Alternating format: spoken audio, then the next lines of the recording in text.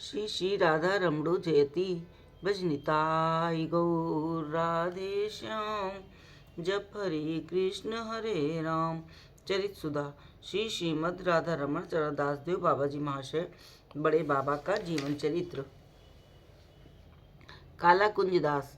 एक दिन बाबा जी महाशय प्रातः कृत्य समापन कर पंच तीर्थ स्नान करने के उद्देश्य से संगीगण को साथ ले कीर्तन करते करते जगन्नाथ देव की बाहर से परिक्रमा कर मार्कंडेय सरोवर पहुंचे। इनका स्वाभाविक नियम था कि किसी भी स्थान को जाते समय सब परिकर श्रीमान महाप्रभु को आगे कर उनके पीछे पीछे जाते। श्रीमन महाप्रभु स्वरूप दामोदर से मार्कंडेय सरोवर का महात्म वर्णन कर रहे हैं। इस भाव से कुछ देर कीर्तन कर वे जगन्नाथ दर्शन के लिए गए। मंदिर में प्रवेश कर रोहिणी कुंड के जल का स्पर्श कर जगन्नाथ दर्शन किए और फिर समुद्र की ओर चल दिए।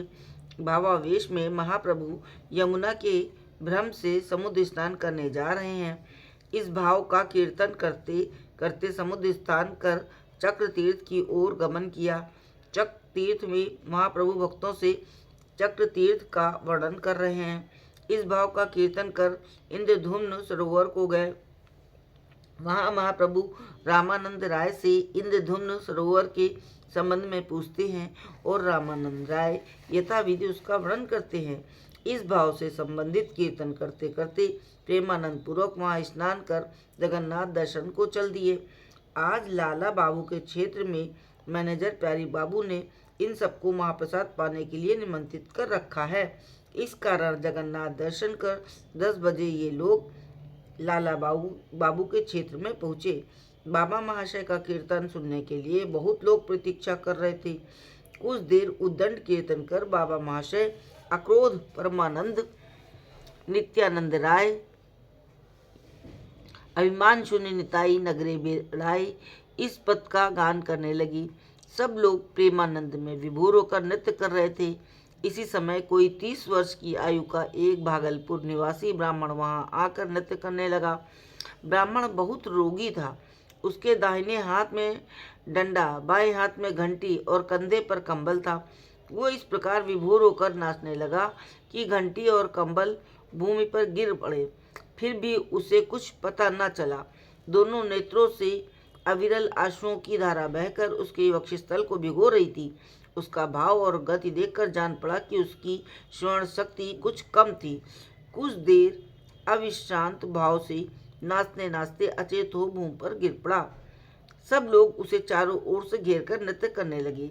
जब देखा कि किसी प्रकार उसकी अचेतना भंग नहीं हो रही है तो बाबा महाशय ने उसके कान में नाम सुनाने का आदेश दिया। एक व्यक्ति ऊंचे स्वर से उसके कान में नाम उच्चारण करने लगा। प्यारी बाबू ने कहा, ये व्यक्ति कई दिन से यहाँ है, बिल्कुल ही बहरा है। इसके कान के आगे ढोल पीटने से भी शब्द सुनाई नहीं पड़ता। नाम सुनाने से क्या होगा?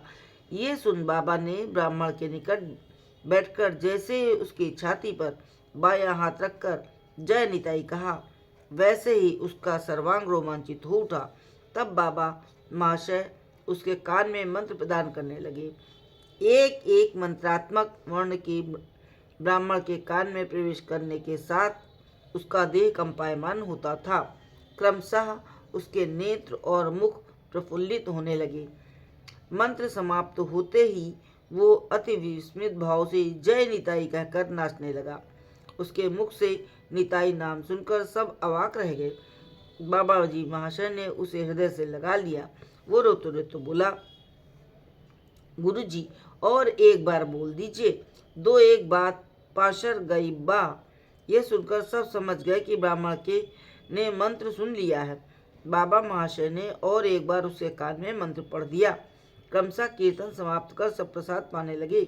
ब्राह्मण से जब प्रसाद जानने के लिए अनुरोध किया गया, वो असम्मति प्रकाश करता हुआ हाथ जोड़कर कुछ दूर खड़ा हो गया और अश्रुओं की अविरल धार विसर्जन करने लगा।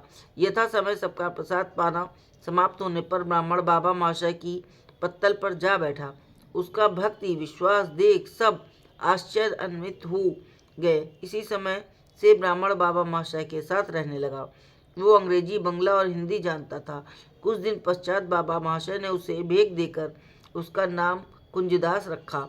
क्रमशः उसका अनुराग और निष्ठा देख उसे जगन्नाथ देव के मंदिर में के भीतर श्रीमन महाप्रभु के चरण चिन्ह की सेवा में नियुक्त किया।